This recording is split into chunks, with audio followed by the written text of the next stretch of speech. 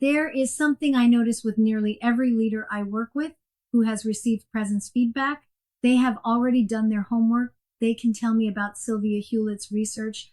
They know the three pillars. They have read the CTI study. They have the vocabulary.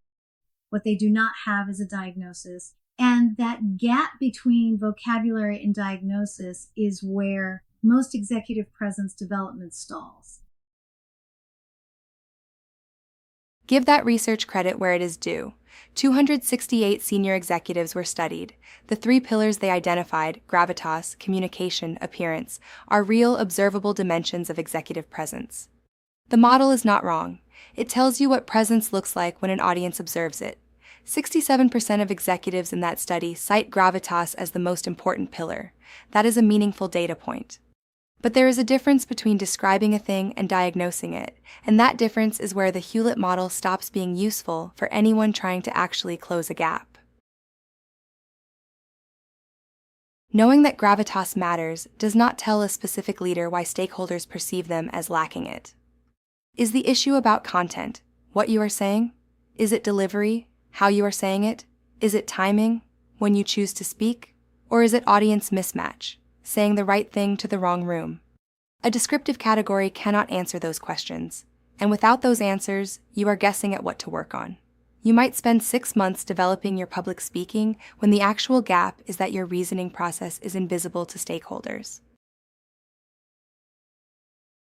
Think of it this way. You go to the doctor and say, "I feel unwell." The doctor says, "You have a body." That is descriptive. It is accurate. It does not tell you what to treat.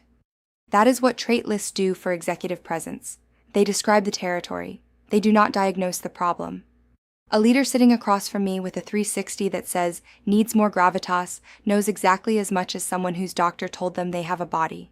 The label is correct. The intervention is missing. And the most dangerous consequence is that leaders start treating all presence problems the same way.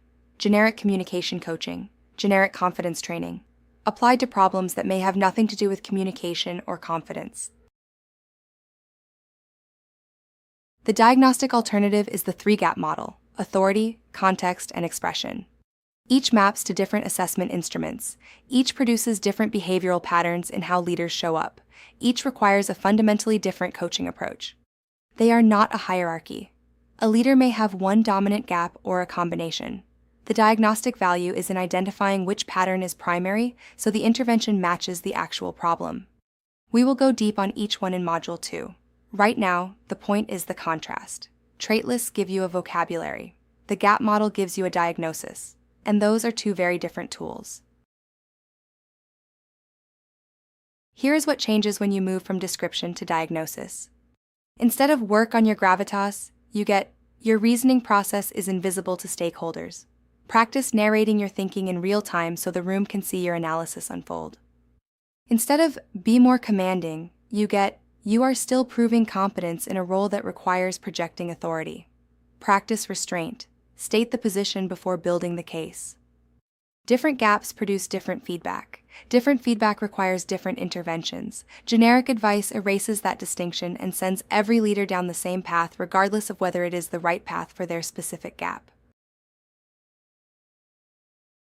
The gap model gives you a diagnosis where trait lists give you a vocabulary, but there is another piece that most people get wrong, and it is the piece that causes the most unnecessary frustration.